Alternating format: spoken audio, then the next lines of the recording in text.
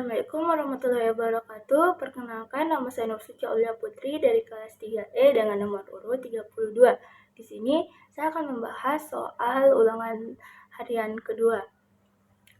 Langsung saja kita ke soal nomor 1, yaitu klasifikasi 20 asam amino berdasarkan rantai sampingnya. Yang pertama, R nonpolar alifatik yang rantai sampingnya hidrokarbon terbuka, yaitu C dan H. Contohnya, lisin, alanin, leusin, valin, isoleusin, dan prolin. Yang kedua, R nonpolar aromatik yang rantai sampingnya mengandung benzen, contohnya fenilalanin, tirosin, dan triptopan. Yang ketiga, air hidroksil yang rantai sampingnya mengandung gugus OH atau hidroksil, contohnya serin dan trionin.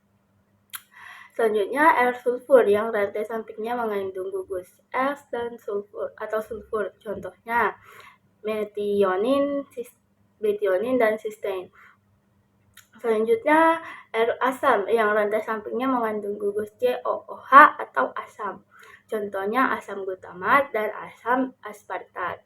Selanjutnya, air basa yang rantai sampingnya mengandung gugus NH3 atau basa, contohnya lisin, histidin, dan arginin. Yang terakhir, air amida yang rantai sampingnya mengandung gugus amida, contohnya asparagin dan glutamin. Selanjutnya yaitu nomor 2, gambar struktur peptida dan penamaannya yang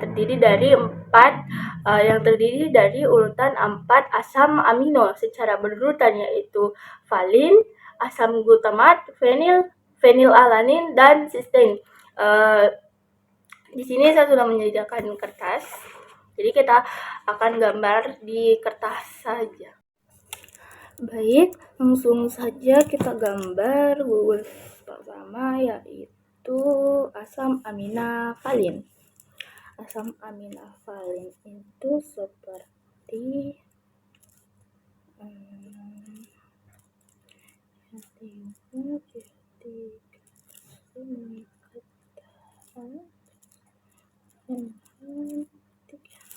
asam aminafalin itu seperti ini.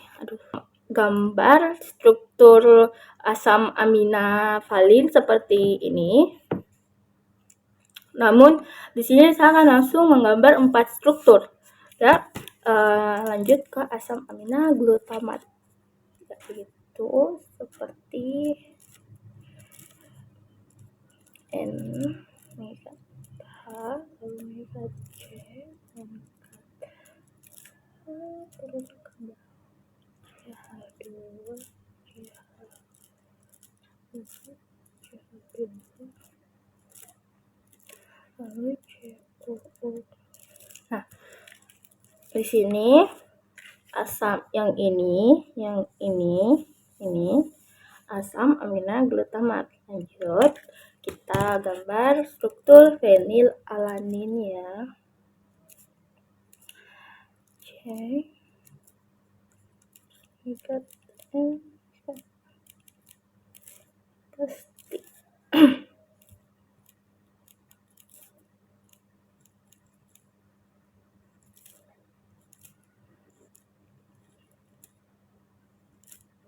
Ini benzen ya.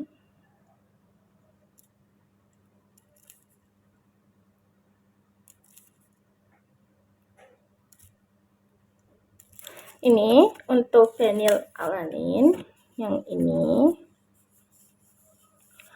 Yang terakhir yaitu sistein. Seperti biasa.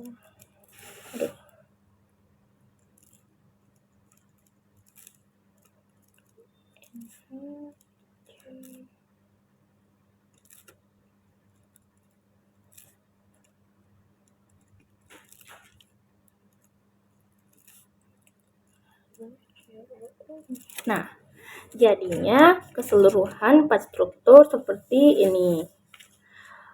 Kelihatan nggak? Seperti ini. Nanti foto lebih tepat ya. Nah, dari 4 struktur ini bisa diberi nama seperti di sini terdiri dari 4 struktur. Jadi tetrapeptida, tetra itu 4 ya. peptida. Yang pertama kan tadi ada valil, berarti kita tulis di sini valil, glutamil, selanjutnya tadi ada fenilalanin, tapi kita tulis fenilalanil, cysteine yang terakhir ya. Nah, ini ya. Tetrapeptida valil glutamil fenilalanil cysteine. Nanti lebih jelasnya akan dipoto. Oke. Selanjutnya soal nomor 3 yaitu contoh 3 peptida dan fungsinya dalam tubuh. Yang pertama, glutathione adalah peptida tripeptida terdiri dari glutamat, cysteine, dan glisin. Berperan sebagai antioksidan utama yang melindungi sel dari kerusakan akibat radikal bebas, mendukung detoksifikasi di hati dan memperkuat sistem imun. Selanjutnya, insulin, peptida hormon yang terdiri dari 51 asam amino, termasuk kategori polipeptida, berfungsi untuk mengatur kadar glukosa darah dengan membantu sel tumbuh menyerap glukosa dari darah. Kekurangan insulin menyebabkan diabetes mellitus. Selanjutnya, endorfin, kelompok peptida yang dihasilkan oleh sistem saraf pusat dan kelenjar hipofisis berperan dalam mengurangi rasa nyeri dan memberikan perasaan euforia atau senang, sehingga sering disebut sebagai hormon kebahagiaan. Peptida ketiga ini menunjukkan beragam peran penting mulai dari metabolisme, detoksifikasi, hingga pengaturan emosi. Selanjutnya, nomor yang terakhir yaitu contoh 3 protein dan fungsinya di dalam tubuh. Yang pertama, hemoglobin. Hemoglobin adalah protein dalam sel darah merah yang bertugas mengikat dan mengangkut oksigen dari paru-paru ke seluruh jaringan tubuh, serta membawa karbon dioksida kembali ke paru-paru untuk dikeluarkan. Selanjutnya, enzim amilase adalah enzim yang diproduksi oleh kelenjar ludah dan pankreas, berperan dalam memecah molekul karbohidrat kompleks seperti pati menjadi gula sederhana, sehingga memudahkan proses pencernaan. Selanjutnya yaitu kolagen. Kolagen adalah protein struktural utama dalam jaringan ikat seperti kulit, tulang, tendon, dan ligamen, berfungsi memberikan kekuatan dan mendukung regenerasi jaringan. Mungkin sekian dari saya. Terima kasih. Wassalamualaikum warahmatullahi wabarakatuh.